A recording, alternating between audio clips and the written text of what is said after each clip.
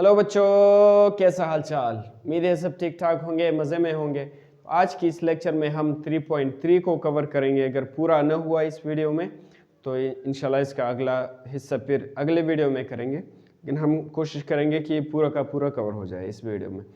तो 3.3 में question number 1 है हमारे पास। इसमें कह रहा है कि find the missing term in the following proportions. हमारे पास कुछ प्रोपोर्शंस गिवन है और इनके मिसिंग टर्म्स हमने मालूम करने हैं। तो इससे पहले अगर आप लोग ये नहीं जानते कि प्रोपोर्शन क्या होता है, फिर प्रोपोर्शन के कुछ टाइप से डायरेक्ट प्रोपोर्शन, इन्वर्स प्रोपोर्शन, ये नहीं जानते, तो इस पे मैं वीडियो बना चुका हूँ, ठीक है। और उन वीडियोस का लिंक मैं इस वीडियो के डिस्क्रिप्शन में भी दूंगा, और आप लोग उस प्लेलिस्ट पे भी जाके वो सारे वीडियोस आप लोग देख सकते हैं। तो पहले जाके प्रोपोर्शन की डेफिनेशन देख ले, फिर डायरेक्ट और इन्वर्स प्रोपोर्शन देख ले, और फिर आते हैं इस क्वेश्चन की तरफ।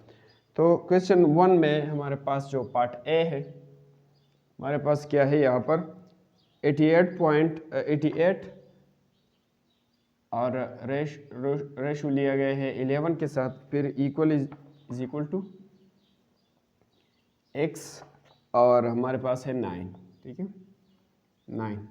तो इन नंबर्स में यहाँ पर अगर आप बुक में देख ले, इस तरह 3-4 डॉट्स इस तरह की हुई हैं, तो इक्वल भी लिख सकते हैं और ये भी लिख सकते हैं, ठीक है। ये एक चीज़ है, तो मैंने इक्वल लिख दी।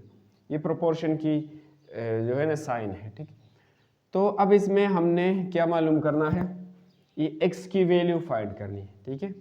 इन दोनों का रेशो है, इन दोनों का रेशो है, अब इसमें x की वैल्यू फाइंड करनी है। तो किस तरह फाइंड करेंगे, तो हमें तो याद है, हमने पिछले क्लास में भी आई थिंक पढ़ा है कि हम क्लास 6 में हमने पढ़ा है कि रेशोस को हम फ्रैक्शनल फॉर्म में भी लिख सकते हैं। इसको हम अगर सॉल्यूशन में लिखें ना, तो इसको हम इस तरह लिख सकते हैं कि ये 88 ऊपर और ये 11 इसके नीचे लगा दें, इस तरह भी लिख सकते हैं। फिर बीच में क्या है 11 है, सॉरी इक्वल है।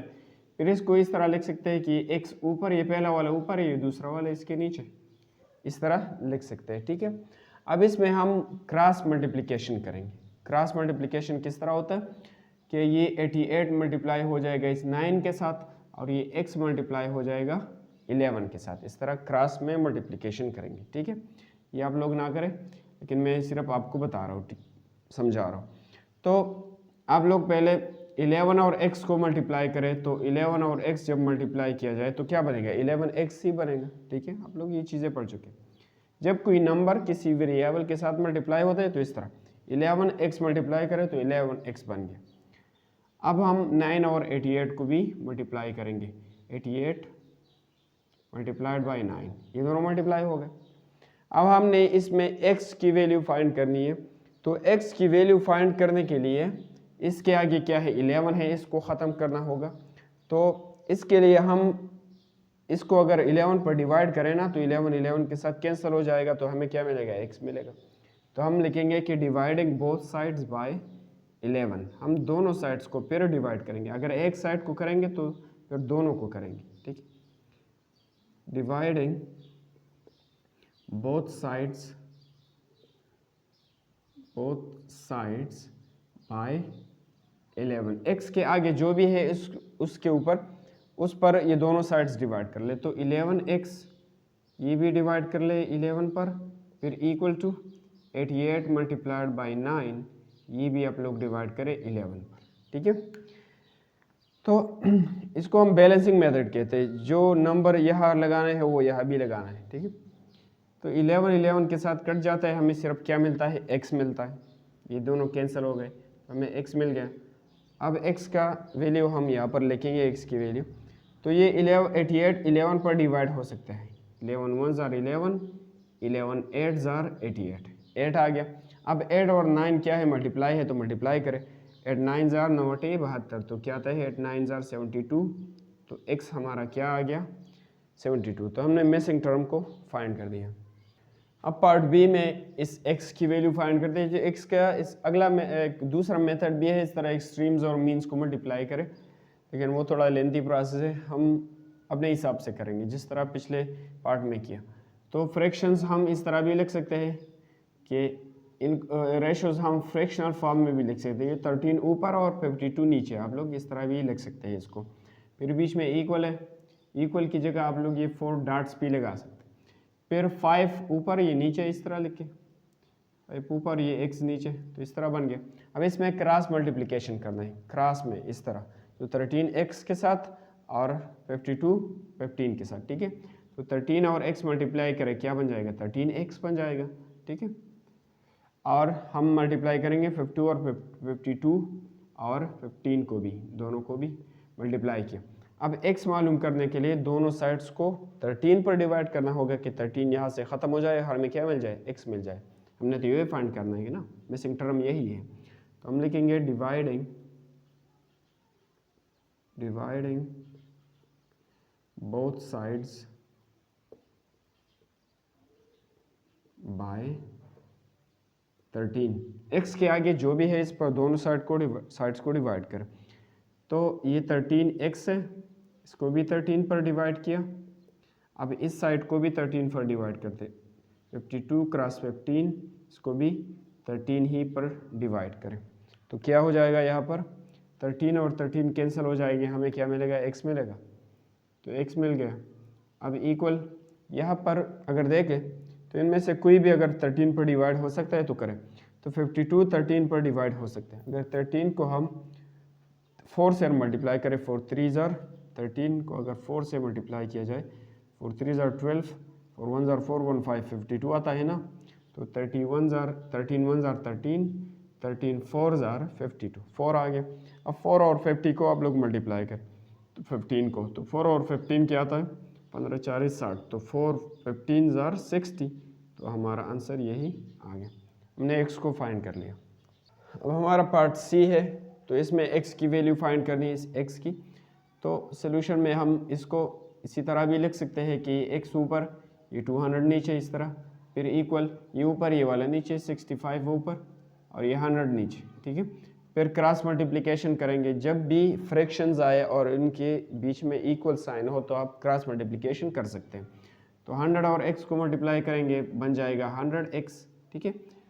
और इसको मल्टीप्लाई किए 200 को 65 के साथ। बाज़ बच्चे ये सोच रहे होंगे कि अगर सर हम 100 को x के साथ मल्टीप्लाई करें तो इससे क्या आएगा, तो 100x ही आएगा, ठीक है। इस तरह हुआ ये। अब इस x का हमें पता नहीं है कि ये कौन सा नंबर है, 2 है 3 है क्या है, तो इसी तरह इसके साथ लिख ले तो ये मल्टीप्लाई हो गया, ठीक है। तो ये तो हमारे पास बन गया। अब x को मालूम करने के लिए इसके आगे जो भी ये ख़त्म करना होगा, मतलब 100 को ख़त्म करना होगा कि हमें x मिल जाए। तो इसको ख़त्म करने के लिए अगर ये हम 100 पर डिवाइड करें तो ख़त्म हो जाएगा ना। तो अगर एक साइड को डिवाइड करेंगे तो फिर दूसरे को भी करेंगे। इक्वलिटी हम इसको कहते हैं मसावात, जो हर एक को बराबर मिलता है। अगर इसको 100 पर डिवाइड करेंगे तो इसको भी करेंगे, बैलेंसिंग मेथड। तो हम लिखेंगे डिवाइडिंग, दोनों साइड्स को डिवाइड करेंगे, बोथ साइड्स बाय 100। x के आगे जो भी है इस पर दोनों साइड्स को डिवाइड करना होगा। तो 100x को भी 100 पर डिवाइड करें नीचे लिख के, और 200 मल्टीप्लाइड बाई 65 इसके नीचे भी 100 लिखें, ठीक है। अब जब 100 पर डिवाइड किया जाए तो ये हमारे पास क्या रहेगा, ये कैंसिल हो जाएंगे और x बाकी बचेगा, x बच गया। अब यहाँ पर देख लें तो ये 200 100 पर डिवाइड हो सकते हैं, 100 1 ज़ार 100, 100 2 ज़ार 200, 2 आ गया।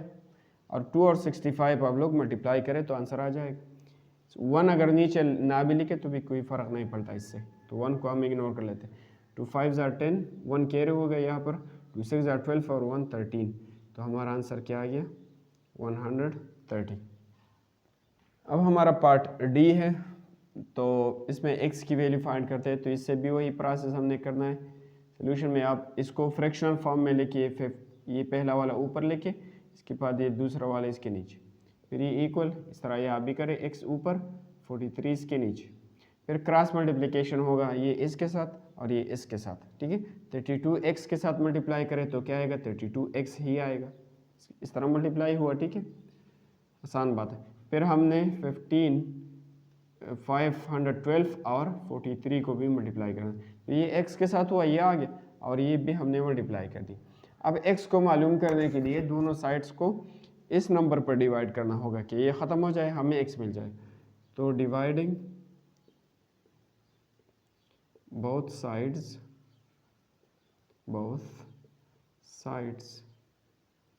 बाय किस नंबर पर, 32 पर। x के आगे जो भी है इस पर डिवाइड कर ले। तो 32 x को 32 पर डिवाइड किया, इसको भी 32 पर डिवाइड करेंगे, दोनों साइड्स को करेंगे। तो इसको भी हम 32 पर ही डिवाइड कर देते हैं। तो 32 के साथ कैंसिल हो जाएगा, ये इसके साथ कैंसिल हुआ, तो सिर्फ हमें क्या मिल गया, x ही मिल गया। अब अगर हम इसमें से कोई भी अगर इस पर डिवाइड हो सकता है तो करें। तो आई थिंक ये 512 32 पर डिवाइड हो सकते हैं। चलिए देख लेते हैं। 512 32 पर डिवाइड हो सकते। तो इसको अगर 1 में मल्टीप्लिकेशन है 32 आएगा, फिर इससे ये माइनस करना होगा, तो ये बन जाता है 11 और ये बन जाता है 4। तो ये आता है 9 और 1 8 और 1 ये आता है 9, 4 से 1 3 आ गया, इसके साथ 2 लिख लें। अगर 32 को हम 6 से मल्टीप्लाई करें, 6 2 ज़ा 12, 6 3 ज़ा 18, 1 19, तो हमारा आंसर ऊपर क्या रहा है 16। तो हम इस तरह कर सकते हैं कि इसको 31 1 ज़ा 31, 31 16 ज़ा 500, 32 16 ज़ा 512, क्या रहे 16 आ रहे हैं ना। इसको हम अगर हम डिवाइड करें तो 16 आएगा, 16 को 43 से मल्टीप्लाई करेंगे। तो 16 और 43 आप लोग मल्टीप्लाई करें, यहाँ पर मैं कर देता हूँ 16 और 43, तो 16 3 48, 4 कैरी हो जाएगा, और 16 4 64 और 4 हमें आता है 68। तो ये हमारा आंसर आ गया 688, ये हमारा फाइनल आंसर, x का आंसर ये है। अब हम क्वेश्चन नंबर 2 पे आ गए। इसमें बता रहे कि 12 students complete a task in 7 hours. 12 students है, एक काम को 7 आवर्स में कंप्लीट कर सकते हैं। How many students will complete the same task in 3 hours.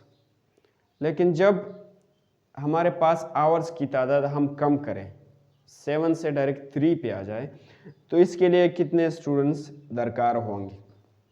तो यहाँ पर हमारे पास स्टूडेंट्स कितने हैं, पहले 7, तो मैंने लिख दिया स्टूडेंट्स, और आवर्स की दरमियान में हम बात कर रहे हैं, तो ये दोनों मैंने हाईलाइट कर ली।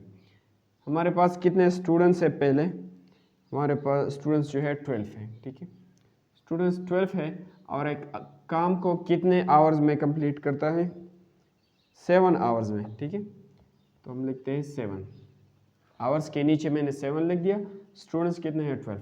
इस तरह ये रेशो का निशान आप लोग लगाना है, ठीक है। फिर अगर आवर्स क्या हो जाए, अगर आवर्स हमारे पास 3 हो, आवर्स के नीचे हम लिखेंगे 3, अगर आवर्स 3 हो तो स्टूडेंट्स फिर कितने हो गए ये हमने मालूम करना है, ठीक है। तो 12 स्टूडेंट्स एक काम को 7 घंटों में कंप्लीट कर सकते हैं, ठीक, इस तरह हुआ। तो जब हमारे पास 3 घंटे सिर्फ मौजूद हो, तो उसके लिए 3 घंटों में कितने स्टूडेंट्स हमें चाहिए कि इस काम को कंप्लीट कर सके, ठीक है। काम वही है लेकिन घंटे कम है, तो फिर स्टूडेंट्स तो ज़्यादा चाहिए ना। तो यहाँ पर ये नंबर हमें मालूम नहीं है कि स्टूडेंट्स कितने चाहिए, तो हम जो नंबर मालूम नहीं हो मैथमेटिक्स में हम उसको x y या किसी भी नाम देते हैं, ठीक है। x मैंने दे दिया कि x वो नंबर है स्टूडेंट्स का जो हमें मालूम नहीं, अननोन क्वांटिटी। अगर हम x को मालूम करने में कामयाब हो जाए तो वो स्टूडेंट्स की तादाद होगी जो 3 आवर्स में उस काम को कंप्लीट कर सकते हैं, ठीक है। तो पहले आप तो ये जान लें कि ये डायरेक्ट वेरिएशन है या इन्वर्स है या डायरेक्ट। तो अगर इन्वर्स डायरेक्ट प्रोपोर्शन हमारे पास वो होता है जिसमें एक क्वांटिटी के बढ़ने से दूसरी क्वांटिटी भी बढ़ती है, ठीक है। आप लोग वो डिफिनेशंस देखें इस पिछले वीडियो में, डिस्क्रिप्शन में लिंक मौजूद है उसके। और इन्वर्स वो रिलेशन होता है जिसमें एक क्वांटिटी बढ़ती है तो दूसरी कम होती है, ठीक है। इसमें देख लें, यहाँ पर स्टूडेंट्स 12 है, तो टाइम कितना लग रहा है 7 आवर्स। फिर स्टूडेंट्स हमने कम कर दिए, ये नीचे आ गया मतलब हमने कम कर दिए, तो फिर आवर्स हमने कम कर दिए, तो फिर स्टूडेंट्स कितने लगेंगे। तो जब टाइम और लोगों की बात की जाए तो जब लोग ज़्यादा होते हैं किसी काम के लिए तो फिर कम टाइम में वो काम निपटा देते हैं, ठीक है। लेकिन जब टाइम कम हो तो फिर ज़्यादा लोग चाहिए। तो एक तरफ टाइम कम हो रहा है और लोग ज़्यादा चाहिए, तो एक कम है दूसरा ज़्यादा, एक दूसरे के अपोजिट है ना। तो जब इस तरह का सिचुएशन है इसको हम बोलते हैं इन्वर्स, ठीक है। तो टाइम कम हुआ तो स्टूडेंट्स फिर ज़्यादा लगेंगे ना, क्योंकि वो काम तो कंप्लीट करना है और कम टाइम में ज़्यादा लोग चाहिए हमें। तो ये कौन सा रिलेशन है, ये इन्वर्स है। और इन्वर्स में बुक में कुछ अलग तरीके बताए गए हैं, लेकिन मैं आपको सीधा साधा तरीका बताता हूँ। जब आप लोगों ने फाइंड कर लिया कि ये इन्वर्स है, मतलब एक दूसरे के अपोजिट जा रहे हैं, तो फिर आप लोग इसको इसके साथ मल्टीप्लाई करें, बीच में इक्वल लिख दें और इसको इसके साथ मल्टीप्लाई करें।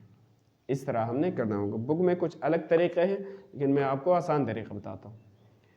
तो हम मल्टीप्लाई करेंगे 3 और x को, तो क्या बन जाएगा, 3x बन जाएगा। फिर बीच में इक्वल लिखेंगे, 12 और 7 को मल्टीप्लाई करेंगे। ये प्रोसेस हमने तब करना है जब हम समझ ले कि ये इनवर्स है, ठीक है। अगर एक कम होता जाता तो दूसरा ज़्यादा चाहिए, कम और ज़्यादा। तो यहाँ पर यहाँ तक तो हमने कर दिया। अब इसके बाद इस x को हमने फाइंड करना है कि स्टूडेंट्स कितने चाहिए हमें 3 आवर्स के लिए। तो x को फाइंड करने के लिए ये 3 तो हमने ख़त्म करना होगा ना, तो दोनों साइड्स को इस 3 पर डिवाइड करें तो ये ख़त्म हो जाएगा। तो हम लिखेंगे डिवाइडिंग बोथ साइड्स बाय 3। अच्छा, हम इस 3 को ख़त्म करने के लिए सिर्फ इस साइड को 3 पर डिवाइड करें तो 3 ख़त्म हो सकता है, तो इस साइड को 3 पर डिवाइड करने की ज़रूरत क्या है। तो मैथमेटिक्स में अगर किसी भी इक्वेशन में आप कोई चेंजेस करना चाहते हैं ना, तो फिर दोनों साइड्स पे करेंगे। अगर एक साइड पे कर लिए और दूसरे साइड पे नहीं, तो फिर आंसर गलत होगा। फॉर एग्जांपल मैं बता दूं कि 3 बराबर है 3 का, ये तो हर कोई जानता है। अगर इसमें कुछ चेंजेस मैं करना चाहूँ, इसको 2 से मल्टीप्लिकेशन दूँ, तो मैंने सिर्फ यहाँ पर चेंजेस की और यहाँ पर नहीं किया, तो इससे क्या आएगा, 6 आएगा और ये 3, तो ये तो फिर बराबर नहीं है। तो मतलब एक साइड पे चेंजेस करें दूसरे पे ना करें तो फिर बराबर नहीं आते। मतलब मैथमेटिक्स का बेड़ा गर्क कर दिया आपने। तो फिर दोनों साइड्स पर चेंज करने होंगे, यहाँ पर भी 2 यहाँ पर भी 2, तो फिर बराबर आएगा जाके, ठीक है। तो इसलिए हम दोनों साइड्स पे इस काम को कर रहे हैं। कोई स्टूडेंट्स वगैरह आप लोगों से क्वेश्चंस पूछे तो इसका आंसर यही है। तो 3 पर डिवाइड करेंगे दोनों साइड्स को। 3x को मैंने इसके नीचे भी 3 लिख दिया, 12 क्रॉस 7 इसके नीचे भी 3 लिख दिया, ठीक है। फिर अगर 3 को 3 पर डिवाइड किया जाए तो दोनों कट जाएंगे, हमें क्या मिलेगा, x ही मिलेगा। और यहाँ पर ये 12 3 के साथ डिवाइड हो सकता है, 3 1 जार 3, 3 4 जार 12, 4 आ गया। 4 और 7 को मल्टीप्लाई करें तो 7 4 7 जार 28, तो x हमारा फाइंड हो गया कि 28 आ गया, ठीक है। तो हम कह सकते हैं कि the number of students, required number of students, या यहाँ पे बताए कि how many students will complete, तो हम कह सकते हैं कि 28 students will complete the same work in 3 hours, ठीक है। हम यहाँ पर मेरे पास जगह नहीं है, आप लोग इसके नीचे लिख लें, मैं यहाँ पर लिख रहा हूँ, ठीक है। इसके बाद कितने स्टूडेंट्स कंप्लीट करेंगे, 28 स्टूडेंट्स विल कंप्लीट, ये कंप्लीट करेंगे द सेम टास्क, वही काम, सेम टास्क इन 3 आवर्स, 3 घंटों में, 3 इन 3 आवर्स। तो यहाँ पर हमें एक पता और भी चल गया कि जब स्टूडेंट्स की तादाद ज़्यादा है तो फिर टाइम कम लगता है, मतलब एक ज़्यादा दूसरा कम, एक दूसरे के अपोजिट जा रहे हैं। अगर ये कम हो गया 3 तक आ गए तो ये ज़्यादा बढ़ गया, 28 तक बढ़ गया, तो मतलब एक दूसरे के अपोजिट जा रहे हैं। इसको हम बोलते हैं इन्वर्स रिलेशन, ठीक है। तो इन्वर्स को हल करने का तरीका ये है कि आप लोग इसको इसके साथ मल्टीप्लाई करें, बीच में इक्वल लिख दें और इसको इसके साथ। जब डायरेक्ट हो तो उसका तरीका अलग है, वो भी मैं बताऊंगा अगर डायरेक्ट में क्वेश्चन आए तो ये हमारा आंसर हुआ। अच्छा बच्चों, तो अब हम आ गए क्वेश्चन नंबर 3 पे। इसमें बता रहा है कि Asad washed 56 bikes in 4 hours.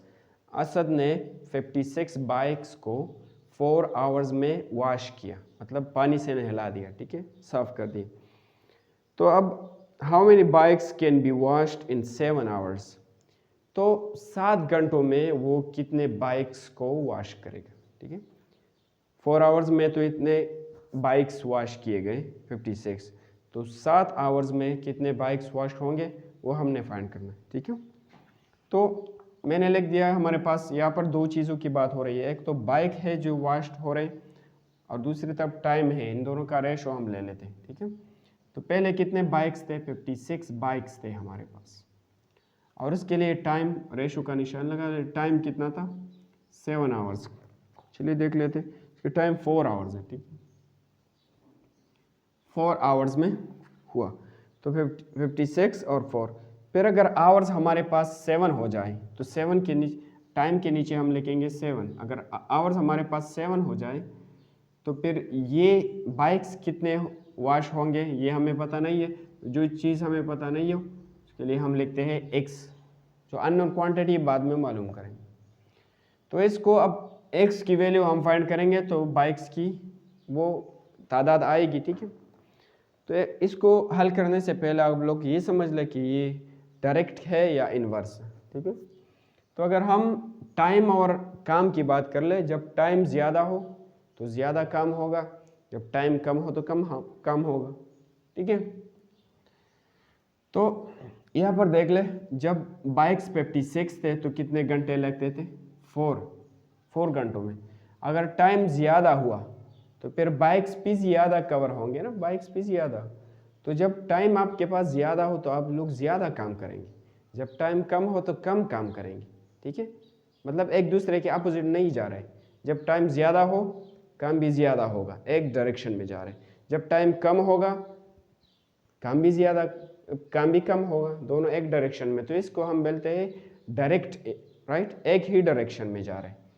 अगर दो एक ऊपर जा रहे तो दूसरा भी ऊपर जा रहे, अगर एक नीचे जा रहे तो दूसरा भी नीचे जा रहा है, ठीक है। इन्वर्स वो है, अगर एक ऊपर जाते हैं तो दूसरा नीचे आता है, इसको बोलते हैं हम इन्वर्स। ये तो एक डायरेक्शन में जाते हैं, तो अगर एक बढ़ता है तो दूसरा भी बढ़ता है, अगर एक कम घटता है तो दूसरा भी घटता है।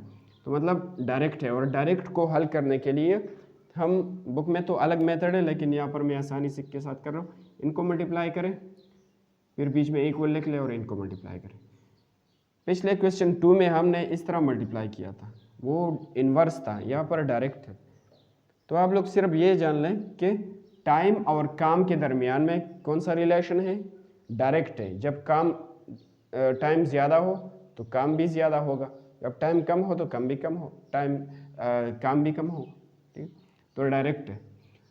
अब यहाँ पर 4 और x को मल्टीप्लाई करना है तो हम लिखेंगे 4 इन x, बीच में लिखेंगे इक्वल, इन दोनों को मल्टीप्लाई करेंगे 56 और 7 को। अब x मालूम करने के लिए दोनों साइड्स को इस पर डिवाइड करें 4 पर, तो x फाइंड हो जाएगा, 4 कैंसिल हो जाएगा। हमने तो फाइंड करना x ही है ना, तो डिवाइडिंग बोथ साइड्स बाय 4, तो 4x भी 4 पर डिवाइड होगा, फिर बीच में इक्वल 56 क्रॉस 7, ये भी 4 पर डिवाइड होगा। तो 4 और 4 कट जाएंगे, हमें क्या मिलेगा, x ही मिलेगा। और यहाँ पर 56 4 के टेबल में आता है, 4 1 ज़ार 4 और 4 1 ज़ार 4, 1 यहाँ पर आ गया, 4 4 ज़ार 16, तो हमारे पास आता है 14, ठीक है। 4 1 ज़ार 4 और 4 14 ज़ार 56। अब 7 और 14 को आप लोग मल्टीप्लाई करें तो 7 4 28, 2 कैरी हो गए, 7 1 ज़ार 7 और 2 9, तो हमारे पास क्या आता है 98। 7 4 28 57 9, तो मतलब इतने बाइक्स वॉश होंगे, ठीक है। अगर टाइम बढ़ गया 4 से क्या बढ़ गया 7 तक, तो बाइक्स भी बढ़ गए, एक ही डायरेक्शन में दोनों जा रहे हैं, एक बढ़ता है तो दूसरा भी बढ़ता है, तो मतलब इतने बाइक्स है, ठीक है। तो हम सिर्फ ये कहेंगे कि he will wash 98 bikes in 7 hours, 7 घंटों में कितने बाइक्स वो नहलाएगा या वॉश करेगा, इतने। तो ये इसके बाद लिखना है लेकिन मेरे पास जगह नहीं, यहाँ पर लिखूँगा ही विल वॉश, वो वॉश करेगा, जो भी बंदा है वहाँ पर मुझे नाम मैं भूल गया, he will wash 98 bikes in कितने आवर्स में, 7 आवर्स में। अब हम आ गए क्वेश्चन नंबर 4 पे। इसमें बताया गया है कि Ahmad paid 630 rupees for 7 packs of biscuits. Ahmad ने बिस्किट्स खरीदे, ठीक है, 7 पैकेट्स खरीदे और उसके लिए कितने पैसे अदा किए, 630।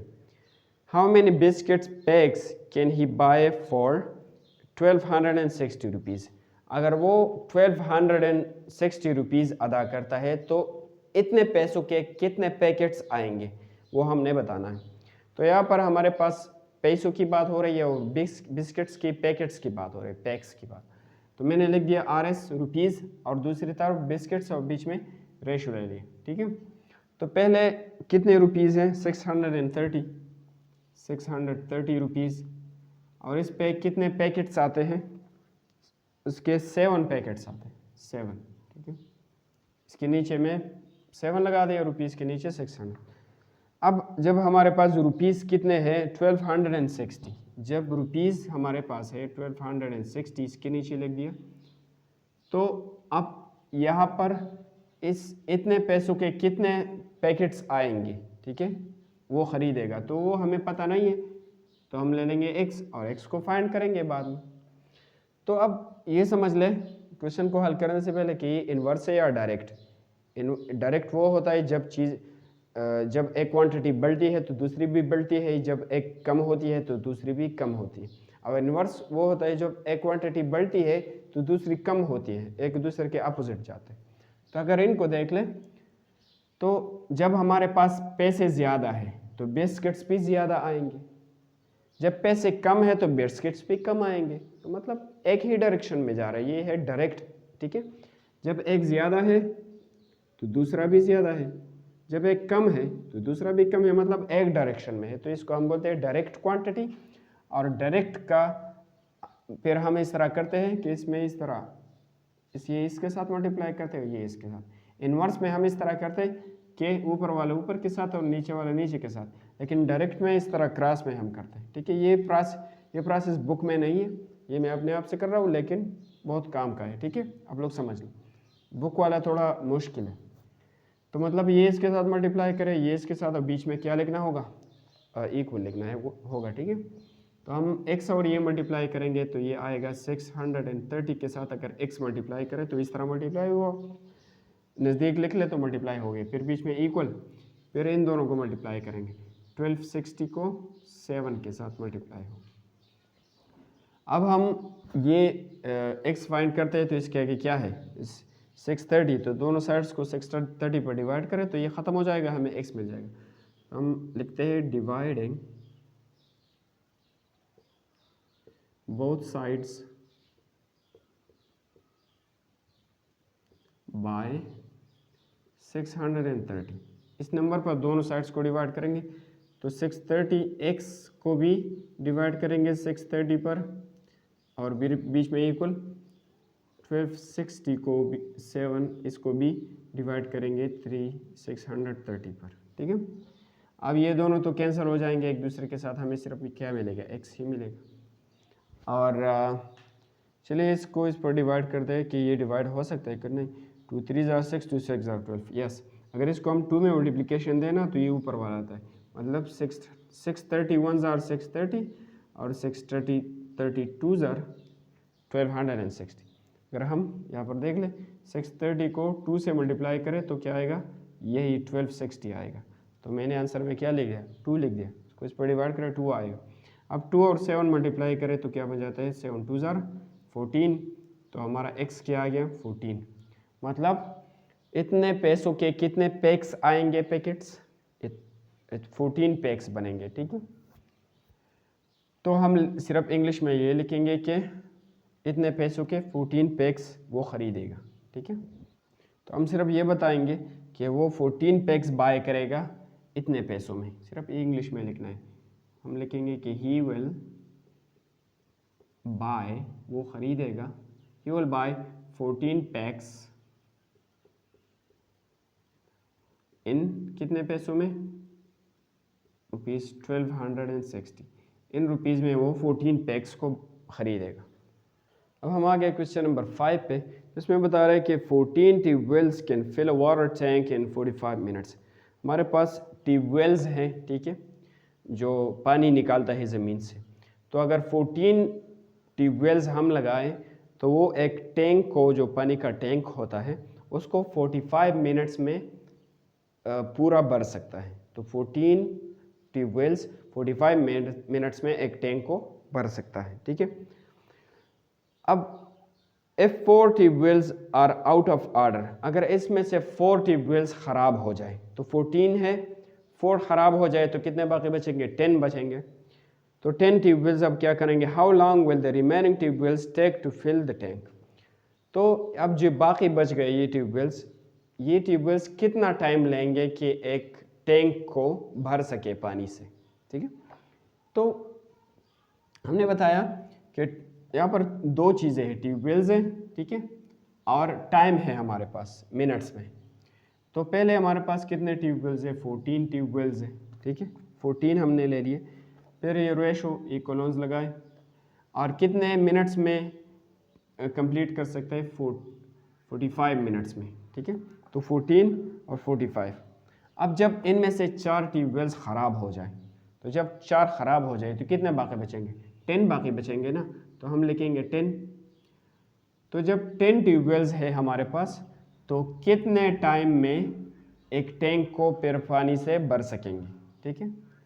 तो वो टाइम चाहिए, ठीक है। तो टाइम मालूम नहीं है, उसको हम ले लेंगे x ले लेंगे, ठीक है, इस तरह हुआ। अब इसको समझ ले कि डायरेक्ट है या इन्वर्स, ठीक। तो डायरेक्ट या इन्वर्स को समझने के लिए हम अगर ट्यूबवेल्स हमारे पास ज़्यादा हो तो फिर टाइम कम लगेगा, ठीक है। अगर ट्यूबवेल्स हमारे पास कम हो तो फिर टाइम ज़्यादा लगेगा ना। इसका मिसाल ये है, अगर आपके पास आदमी ज़्यादा है काम के लिए, तो फिर कम टाइम में वो काम कंप्लीट होगा। लेकिन अगर आपके पास आदमी कम है तो फिर ज़्यादा टाइम लेंगे। मतलब अगर एक ज़्यादा हो, ठीक है, इसका मतलब ज़्यादा है, तो फिर टाइम कम लेता है। तो ये एक दूसरे के अपोजिट डायरेक्शन में जा रहे हैं, एक ज़्यादा दूसरा कम। तो इसको हम बोलते हैं इन्वर्स। और इन्वर्स फिर हम इस तरह सॉल्व करते हैं कि ये वाला इसके साथ मल्टीप्लाई किया और ये वाला इसके साथ, और बीच में क्या लिखेंगे, इक्वल लिखेंगे। और डायरेक्ट में हम इस तरह करते हैं क्रॉस। तो ये इन्वर्स प्रोपोर्शन। अब हम 14 और 45 को मल्टीप्लाई किया और 10 और x को, तो 10 और x को मल्टीप्लाई करते हैं, फिर इक्वल बीच में लिखते हैं, 14 और 45 इन दोनों को मल्टीप्लाई कर देते हैं। तो अब दोनों साइड्स को हमने डिवाइड करना होगा 10 पे, ठीक है। तो दोनों साइड्स को आप डिवाइड करें 10 पे कि हमें क्या मिल जाए, x मिल जाए। तो डिवाइडिंग बोथ साइड्स बाय 10 कि 10 ख़त्म हो जाए, हमें x मिल जाए। तो 10x को 10 पर डिवाइड करें, 14 और 45 को भी 10 पर ही डिवाइड करें, ठीक है। तो अब हम 10 के साथ कैंसिल हो जाएगा, हमें सिर्फ मिलेगा x मिलेगा। और यहाँ पर अगर देखा जाए तो ये दोनों 5 पर डिवाइड हो सकते हैं, 5 2s are 10 और 5 9s are 45, ठीक है, 9 आगे से। अब अगर हम देख लें तो ये दोनों 2 पर डिवाइड हो सकते हैं, 2 1s are 2, 2 7s are 14। अब 7 और 9 बच गए, तो 7 9s are 63। तो मतलब अगर हमारे पास ट्यूबवेल्स कम हो तो फिर टाइम ज़्यादा लगेगा, इतने मिनट्स लगेंगे। तो हम लिखेंगे कि it will take 10 tubewells 63 minutes to fill the tank. Tank को भरने के लिए 10 ट्यूबवेल्स को कितना टाइम लगेगा, इतना टाइम लगे, 63 मिनट्स लगेंगे, ठीक है। तो लिखेंगे कि 63 मिनट्स आर 63 मिनट्स। आप जिस तरह भी इंग्लिश में, हमने खुद के इंग्लिश में आप लोग लिख ले, ठीक है, ज़रूरी नहीं है कि मेरा वाला ठीक होगा। 63 मिनट्स आर रिक्वायर्ड, 63 मिनट्स की ज़रूरत है, आर रिक्वायर्ड मतलब ज़रूरत है टू फिल के भरे, क्या भरे, to fill the water tank, to fill the tank, ठीक है। तो टैंक को भरने के लिए कितनी मिनट्स चाहिए, अब 63 मिनट्स चाहिए, ठीक है। अच्छा, अब हमारा क्वेश्चन नंबर 6 है, इसमें बता रहा है कि 12 men build a wall in 9 days। हमारे पास आदमी कितने हैं, 12 है, और एक दीवार को बनाते हैं कितने दिनों में, 9 दिनों में, ठीक है। How many men can build the same wall in 4 days। तो अगर वही दीवार हमने बनाना है, लेकिन डेज हमारे पास, दिन जो है वो 4 है, तो फिर इसके लिए कितने आदमी चाहिए। तो जब आदमी ज़्यादा हो तो फिर दिन कम लगेंगे, जब आदमी कम हो फिर दिन ज़्यादा लगेंगे ना काम को निपटाने के लिए, तो मतलब अपोजिट है। तो यहाँ पर दो चीज़ों की बात हो रही है, तो मेन है आदमी, दूसरा है डेज, दिन। तो अगर हमारे पास कितने आदमी है, पहले वो जो डायलॉग मशहूर है ना, कितने आदमी थे, तो 12 आदमी थे पहले, और कितने डेज में मुकम्मल होता है, 9 में। अब आदमी कितने बन गए, अब डेज हमारे पास 4 है, तो डेज के नीचे हम लिखेंगे 4, और कितने आदमी चाहिए तो हमें पता नहीं है, तो हम ले लेंगे x, ठीक है। आदमी फाइंड करना है कि अगर 4 दिन में काम निपटाना है तो कितने आदमी दरकार होंगे। तो जब ये, अगर आप लोग पहले देख ले कि ये इन्वर्स है या डायरेक्ट है, उसके मुताबिक हम सॉल्व करेंगे, ठीक है। सबसे पहले ये काम करना होगा। तो अगर आदमी ज़्यादा है तो दिन कम लगेंगे, मतलब आदमी ज़्यादा है तो दिन क्या है, कम है, एक दूसरे के अपोजिट है, ये ऊपर जा रहा है, ये नीचे जा रहा है, तो इस तरह के हम बोलते हैं कि ये इन्वर्स है, ठीक है। तो इन्वर्स हम इस तरह सॉल्व करते हैं, ये इसके साथ मल्टीप्लाई करते हैं, ये इसके साथ, और बीच में इक्वल लिख लेते हैं। तो 4 और x मल्टीप्लाई करें, बन जाएगा 4x, फिर बीच में इक्वल, 12 और 9 अब लोग मल्टीप्लाई करें। तो अगर इसमें x मालूम करना है तो दोनों साइड्स को इस 4 पर डिवाइड करना होगा कि 4 ख़त्म हो जाए। हम लिखेंगे डिवाइडिंग बोथ साइड्स बाय 4। तो 4x को आप लोग 4 पर डिवाइड करें, फिर 12 मल्टीप्लाइड बाई 9 को भी 4 पर ही डिवाइड करें, तो 4 के साथ कैंसिल हो जाएगा, हमें x मिल जाएगा। और यहाँ पर 12 4 पर डिवाइड हो सकता है, 4 1 4, 4 3 12, 3 आ गया, और 3 और 9 मल्टीप्लाई करें, 3 9 27। मतलब जब हमारे पास दिन कम है तो फिर आदमी इतने लगेंगे, ज़्यादा आदमी लगेंगे। तो वी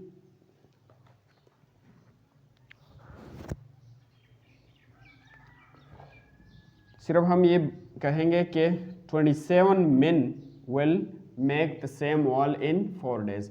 4 दिन में इतने आदमी हमें लगेंगे, ठीक है। हम इंग्लिश में ये बता देंगे, हम सिर्फ ये लिखेंगे कि 27 men, इतने आदमी चाहिए, आर रिक्वायर्ड, इतने आदमियों की ज़रूरत है, रिक्वायर्ड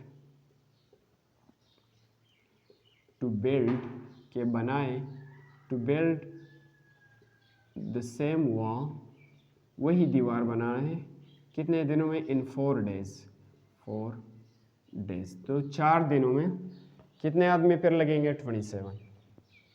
अब हम आगे क्वेश्चन नंबर 7 पे, जो कि लास्ट क्वेश्चन है, इसमें बता रहे हैं 5 boxes occupy a space of 0.625 metre cube, how much space will be required for 180 such boxes.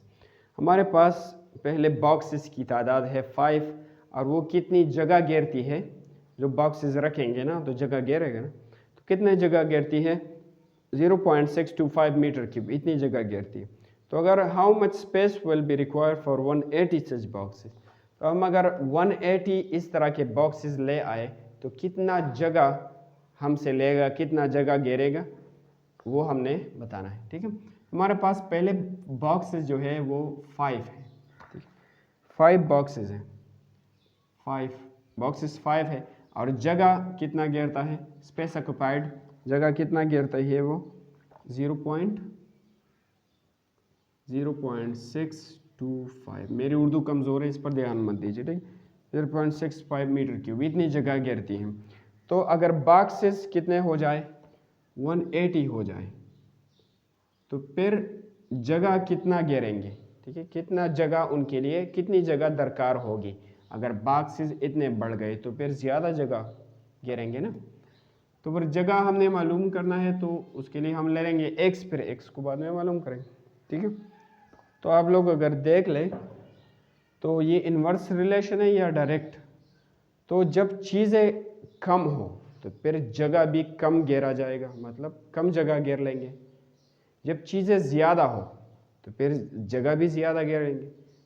तो ये चीज़ें ज़्यादा हो जगह भी ज़्यादा, जब चीज़ें कम हो जगह भी कम, मतलब एक ही डायरेक्शन में दोनों जा रहे हैं। तो ये डायरेक्ट है, ठीक है, इन्वर्स अपोजिट नहीं है, डायरेक्ट है। तो डायरेक्ट को हम इस तरह सॉल्व करते हैं, इसको इसके साथ मल्टीप्लाई किया, इसको इसके साथ बीच में क्या लिख दिया, इक्वल। तो इस तरह डायरेक्ट को करते हैं, इन्वर्स को इस तरह, ठीक है, आप लोग देख चुके हैं। तो 5 और x को मल्टीप्लाई करेंगे तो बन जाएगा 5x, फिर इक्वल इन दोनों को मल्टीप्लाई किया 180 मल्टीप्लाइड बाई 0.625। अब इस x मालूम करने के लिए दोनों साइड्स को इस 5 पर डिवाइड करना होगा। तो मैं लिखूंगा डिवाइडिंग both sides by 5 पर दोनों साइड्स को डिवाइड करना होगा। इसके आगे जो भी है इस पर डिवाइड करें। तो 5x को 5 पर डिवाइड करें और इस साइड को भी 10 क्रॉस 0.625, इसको भी आप लोग 5 पर ही डिवाइड करें। तो 5 के साथ कैंसिल हो जाएगा, हमें क्या मिलेगा, x मिलेगा। अब 180 को आप लोग 5 पर डिवाइड कर सकते हैं, 5 1 5, 5 3 15, 3 यहाँ पर आ गया 30 बन गया, 5 6 30। तो अगर इसको आप 5 पर डिवाइड करें 36 आएगा। और अब हम 36 और 0.625 को मल्टीप्लाई करेंगे। मैं कैलकुलेटर से करता हूँ, आप लोग खुद करें। 36 क्रॉस 0.625 तो हमें क्या मिलता है 22.5, ठीक है, 22.5। तो इतनी जगह घेरेंगे, ठीक है। जब बॉक्सेस ज़्यादा हो गए तो जगह भी ज़्यादा रिक्वायर होगी। तो हम सिर्फ ये लिखेंगे कि 180 boxes will occupy a space of 22.5 metre cube. 180 boxes, जब बॉक्सेस इतने हो जाए, विल ऑक्यूपाई मतलब है जगह घेरना, ठीक है। ऑक्यूपाई स्पेस मतलब जगह ऑफ, कितने जगह घेर लेंगे 22.5 मीटर क्यूब, ये इसकी यूनिट है। इतनी जगह घेरेंगे 22.5।